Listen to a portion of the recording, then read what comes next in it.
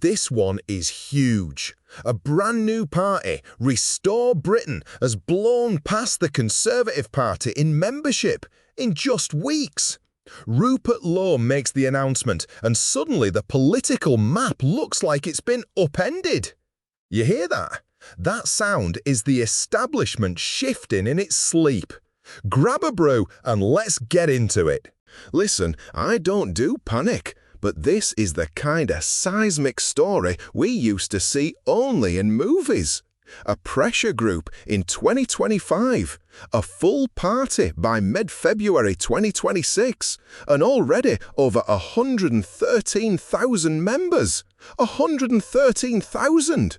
That's not a protest march, that's a movement. Right, quick intro. You're listening to UK Pulse. I'm Jack Carter, and I'm out of the north, and I'm telling you what I'm seeing on the ground. We'll break down how Restore Britain did it, what they actually stand for, and why this matters to you, your street, your town, your family. Stay with me. So how did they blow past the Tories so fast? It's a simple, brutal arithmetic of betrayal and opportunity. Years of promises broken. Borders open, crime ticking up, communities changed without consent. People thirsty for something that actually listens. Restore Britain gave those people somewhere to go, and they leapt. Compare the timeline. Reform UK took a long time to scale. This one exploded. They turned a grassroots pressure campaign into a proper party machine in weeks. That matters because it means this isn't just a flash in the pan. Candidates are local, councillors are switching, and momentum breeds momentum. And the numbers, the numbers. Polling in February already put Restore Britain at 7% when listed on its own. 7% in the wild. Experts are whispering about 15% being the threshold for a real realignment. Imagine ex-reform voters, disillusioned Tories, ordinary folks fed up with Labour, all converging. They've also been smart about the foundations. Not parachuting in flashy faces from Westminster, but picking up councillors and local activists, mostly from Reform. People with boots in the mud. That's the shortcut to credible candidates. People who've already done the hard, boring work of local politics. No more parachute MPs. That matters. Now let's get into the meat. Policy. Borders and deportations are the beating heart of their pitch. They've put out a 110-page mass deportation plan. Yes, 110 pages, not 3-page fluff. It reads like they mean it. Key bits: repealing the legal loopholes that stop removals of illegal migrants, foreign criminals, and failed asylum seekers. Creating a dedicated deportation command, saying straight out they'd be willing to leave the European Court of Human Rights if that's what it takes. Their stated aim? Net negative migration, actually reducing the numbers, not just tinkering at the edges. Listen, lots of people at the kitchen table have been saying this for years. Why can't they remove the obvious cases? Restore Britain's playbook is to answer that question with policy, bureaucracy, and teeth. It's brutal, unapologetic, and yes, popular with the silent majority who feel ignored. From borders to the home front, law and order. They're pushing a castle doctrine, proper legal cover for householders and farmers to defend homes and land.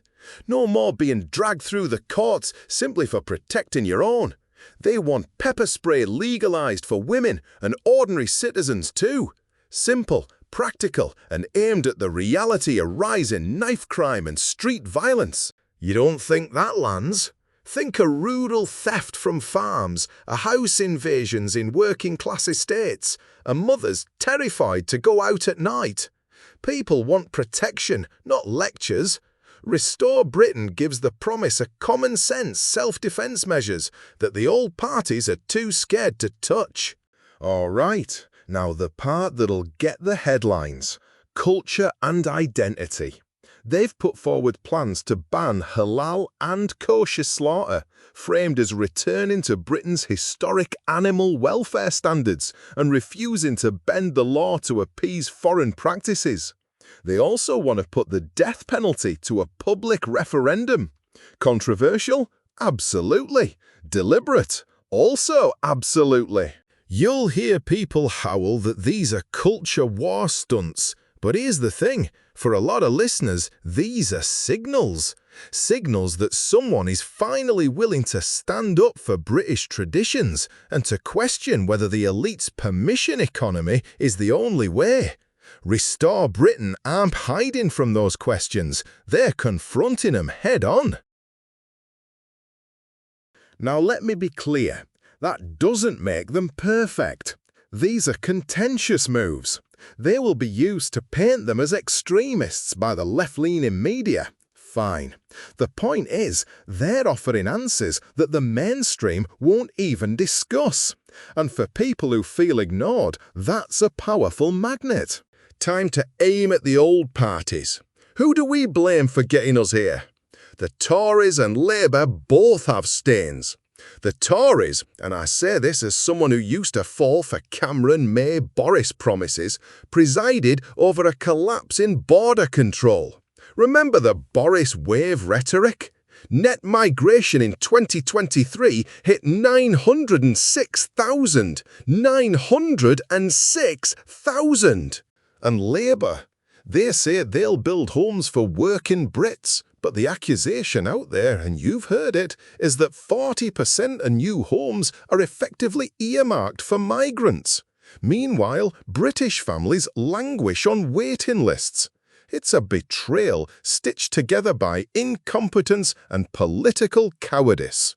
Add the scandals, grooming gangs in northern towns, record-breaking small boat crossings, a justice system that looks two-tiered, and you've got a perfect storm. Restore Britain's voice in that storm is blunt. Millions must go, and they say they mean it. That kind of clarity has an audience. A quick pit stop. Remember the Advance UK talks? Good lesson there. Ben Habib reportedly wanted a deal, and Rupert Lowe walked when identity politics couldn't be squared. That tells you something about Restore Britain's red lines. They built their name on a certain vision of English and British identity, and they won't dilute it for a merger. You see, this is about more than policy briefs. It's about a movement refusing to become the watered-down version of itself. They've set a marker. We will not be made into everyone but us. And for many up north, that's the last chance to reclaim some control over the direction of their towns and culture. Now I can hear some of you already. Jack, is this a common sense revolution or just hype? Fair question. Let's be honest, new parties burn bright and fade. But this one has the infrastructure, the numbers and the local muscle. Councillors switching, membership surging, clear, hard policies that answer the one question the old parties dodge: who gets priority in our country? If you're a voter who's felt politically homeless, fed up with Conservative betrayal, disgusted with Labour's complacency, then Restored Britain offers an alternative. Whether it becomes the future of British politics depends on sustained engagement. Movements die if people treat them like a weekend hobby. So what do? First, you watch, you listen, you test the policies against your experience. Ask, will this make my community safer? Will this help my kids? Will this restore accountability? And then, and this is the crucial bit, you get involved if you think it's worth it. Sign up, volunteer, show up to local meetings. We'll be tracking their candidates, their council gains, and the fallout from the big papers. We'll unpack their deportation plan line by line. We'll host debates with people who both support and oppose the party. This show will be a place where you can hear clear, no-nonsense takes from the North. I want to hear from you. Hit us up with messages. Lay out your doubts. Lay out your support. I'll read the strongest letters on the air next episode. I promise I'll read them. Do me a favour, like, subscribe, hit the notification bell if you're on YouTube, and share this episode with your mates at the pub or the shift. If you know someone who feels stuck between the Conservatives and Labour, this is the kind of conversation they need to hear. Spread it. We're at a potential tipping point. Restore Britain's rise is a shock, yes, but shocks create openings. The establishment is nervous for a reason. Ordinary people are showing up. That's the story we'll keep covering, the slow reclaiming of common sense in British politics, one town council at a time. All right, quick sign-off. This is UK Pulse, truth from up north. Stay sharp, stay honest, and let's make the common sense revolution unstoppable. I'm Jack Carter. I'll see you next time. Goodbye for now.